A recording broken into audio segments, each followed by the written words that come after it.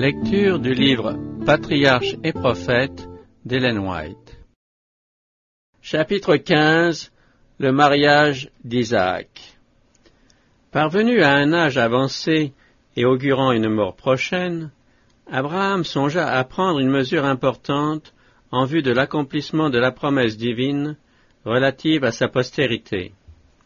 Isaac, son héritier, choisi pour lui succéder comme gardien de la loi de Dieu et père du peuple élu, n'était pas marié. Pour Abraham, le choix d'une épouse pour son fils avait une extrême importance, surtout quant à l'influence qu'elle pourrait exercer en ce qui concerne la vraie foi. Isaac avait hérité de la confiance en Dieu et de la soumission à ses ordres qui caractérisaient son père. Mais il possédait, avec un tempérament très affectueux, une nature douce et conciliante. Or, les habitants de Canaan étaient idolâtres, et Dieu avait défendu à son peuple de s'unir à eux par le mariage, ces unions étant de nature à l'entraîner dans l'apostasie. Abraham craignait que, lié à une personne étrangère au culte de Jéhovah, son fils ne fût en danger de sacrifier ses principes par amour de la paix. Dans les temps primitifs, les questions matrimoniales étaient généralement réglées par les parents. C'était en tout cas la coutume parmi ceux qui adoraient le Seigneur. On ne contraignait personne à se marier contre son gré. En revanche, les affections des jeunes gens étaient dirigées par le jugement mûri de parents craignant Dieu. Faire fi de leurs conseils était considéré comme un affront, voire comme un crime. Quant à Isaac, plein de confiance en la sagesse et en l'affection de son père, il s'en remettait à lui à ce sujet, assuré que Dieu lui-même dirigera le choix qui sera fait. Le patriarche songea à la parenté de son père resté en Mésopotamie. Sans être complètement à l'abri de l'idolâtrie, celle-ci restait attachée à la connaissance et au culte du vrai Dieu.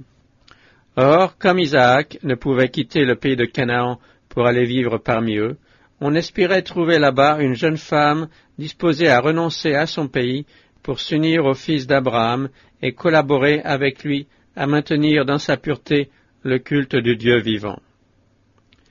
Abraham confia cette importante mission au plus ancien des serviteurs de sa maison, un homme d'une piété et d'un jugement éprouvé, qui lui avait rendu de longs et fidèles services. Par un serment solennel, il lui fit promettre devant Dieu de ne pas choisir pour son fils une femme cananéenne, mais une fille de la famille de Nachor, le Mésopotamien. Si aucune jeune fille de cette famille ne consentait à quitter sa parenté, le serviteur était dégagé de son serment, mais il ne devait en aucun cas y conduire Isaac. Pour encourager son serviteur en vue de cette mission à la fois délicate et difficile, le patriarche lui donna l'assurance que Dieu la couronnerait de succès.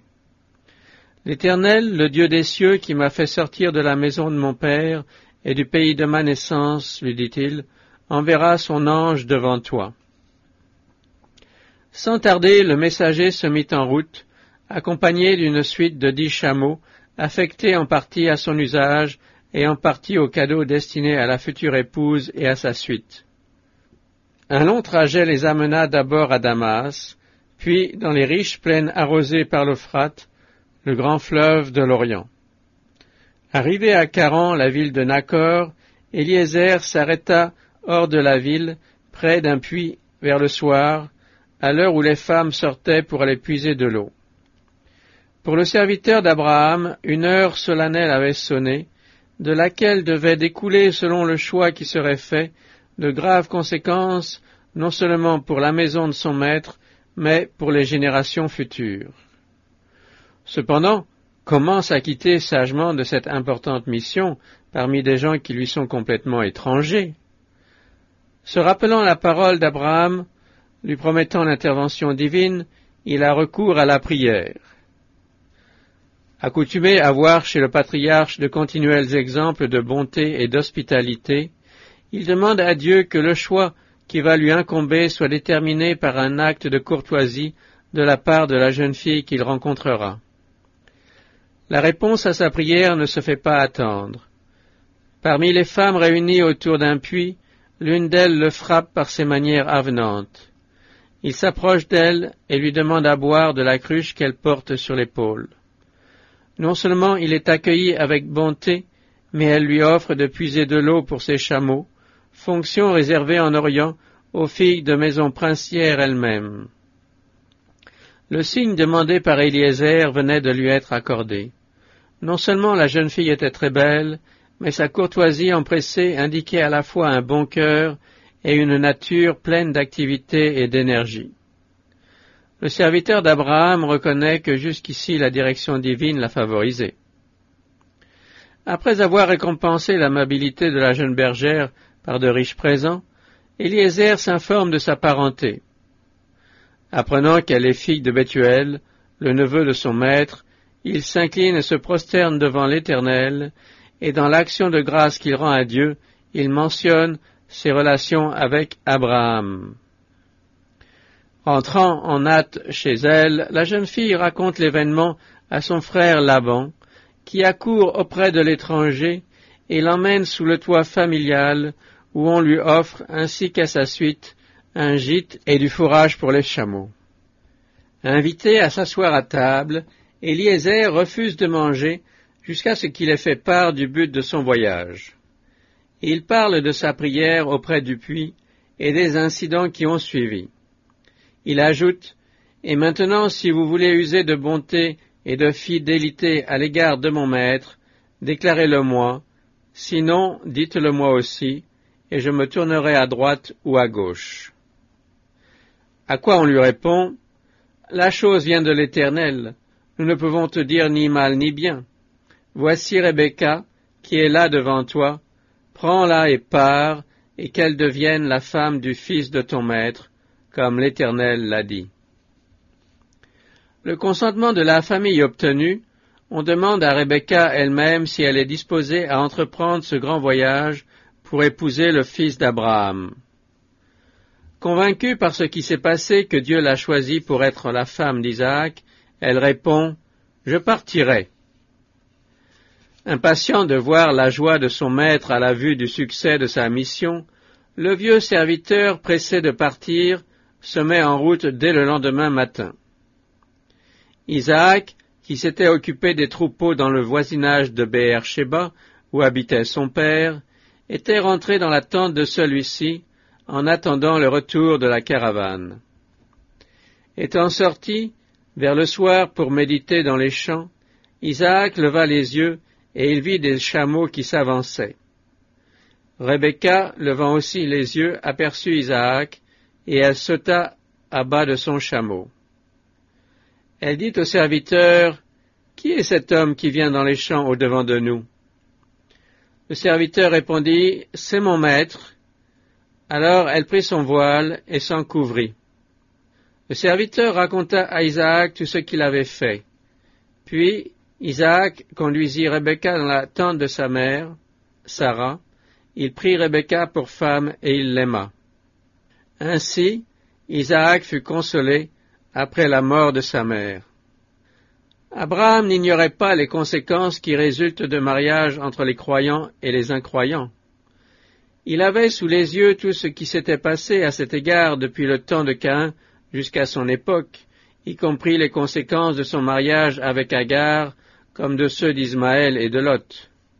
Son manque de foi et celui de Sarah avaient eu pour résultat la naissance d'Ismaël, chez qui, depuis l'enfance, l'influence et les enseignements du père avaient été contrecarrés par la parenté idolâtre de la mère.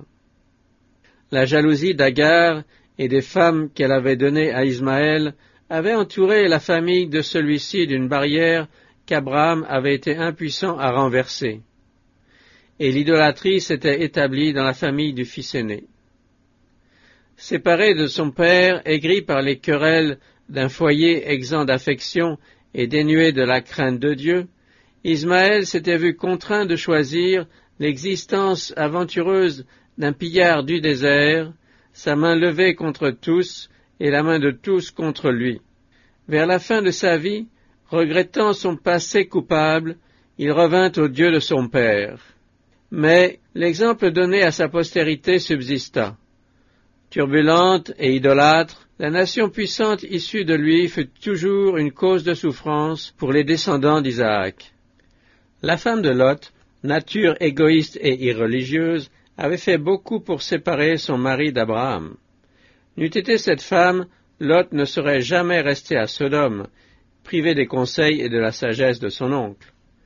Sans les enseignements reçus d'Abraham dans son enfance, le contact de sa femme et de la population dépravée de cette ville l'eût sûrement fait sombrer dans l'incrédulité. Le mariage de Lot et le choix de Sodome comme résidence furent ainsi les premiers anneaux d'une chaîne d'événements funestes qui affligèrent le monde durant plusieurs générations. Nulle personne craignant Dieu ne peut, sans danger, s'unir à un conjoint qui n'a pas cette crainte. Le bonheur et la prospérité de l'hymen dépendent de l'union des deux époux.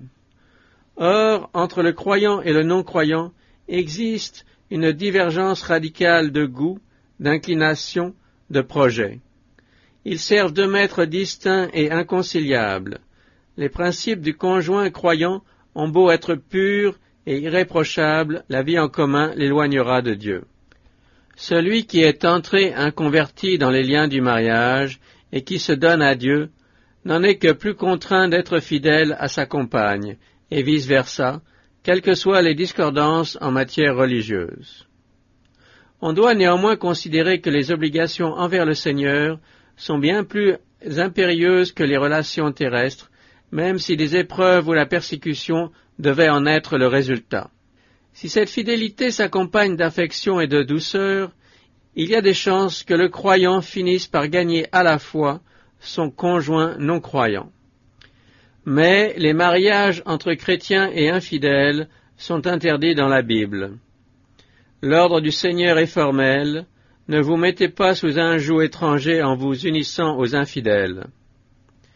Divinement honoré du titre d'héritier de promesses destinées au monde entier, Isaac, âgé de 40 ans, s'était soumis à la décision de son père, qui avait chargé un serviteur pieux d'aller lui trouver une épouse. Le résultat de ce mariage nous est donné dans ce touchant tableau de bonheur domestique. Puis, Isaac conduisit Rebecca dans la tente de Sarah, sa mère. Il prit Rebecca pour femme et il l'aima. Ainsi Isaac fut consolé après la mort de sa mère. Quel contraste entre la conduite d'Isaac et celle de la jeunesse actuelle, même parmi les chrétiens. Ne voit-on pas trop souvent les jeunes revendiquer comme leur prérogative exclusive le droit de choisir un époux ou une épouse, sans la moindre idée de consulter à ce sujet soit Dieu, soit leurs parents, et cela même des années avant d'avoir atteint leur maturité. Quelques années de vie en commun suffisent en général pour les convaincre de leur erreur, alors qu'il est souvent trop tard pour en réparer les funestes conséquences. Cette même pétulance manifestée dans le choix d'un conjoint se retrouve dans la vie matrimoniale, et le mal s'aggrave au point qu'elle devient intolérable. Nombreux sont ceux qui ont ainsi compromis leur bonheur en cette vie et leur espoir d'une vie future. S'il est un sujet qui exige toute notre attention et devrait nous amener à rechercher le conseil de personnes plus âgées, c'est bien celui du mariage. Avant de contracter ce lien pour la vie, que le jeune homme et la jeune fille ouvrent la Bible et demandent au Seigneur de les diriger. La déférence d'Isaac pour le jugement de son père était le résultat de l'éducation qu'il avait reçue et qui lui avait fait aimer une vie d'obéissance. Tout en exigeant de ses enfants le respect de l'autorité paternelle, Abraham prouvait par sa vie quotidienne que cette autorité n'émanait pas d'une volonté égoïste ou arbitraire, mais naissait d'une affection n'ayant en vue que leur bien-être et leur bonheur. Les parents ne doivent jamais oublier qu'ils sont responsables du bonheur de leurs enfants et qu'ils doivent les guider dans le choix de leurs futurs compagnons d'existence. Par leurs paroles et leur exemple, ils ont pour mission, avec l'aide de la grâce divine, de former leur caractère de telle façon que, dès leurs plus tendres années, ils soient animés de sentiments purs et nobles et attirés par le bien et le vrai. Qui se ressemble s'assemble, dit un proverbe. Implantez de bonne heure dans leur âme l'amour de la vérité, de la pureté et de la bonté, et ils rechercheront la société de ceux qui possèdent les mêmes dispositions. Efforcez-vous d'imiter dans votre vie quotidienne l'amour et la bienveillance du Père céleste. Que la vie au foyer soit tout ensoleillée de joie. Faites-y régner une douce atmosphère qui ne laisse dans les souvenirs de vos enfants qu'une vision de paix et de bonheur paradisiaque. Cela leur vaudra plus que des terres ou de l'argent. Sans doute, les membres d'une famille n'ont pas tous le même caractère, et ce fait exigera de votre part de la patience et de la miséricorde.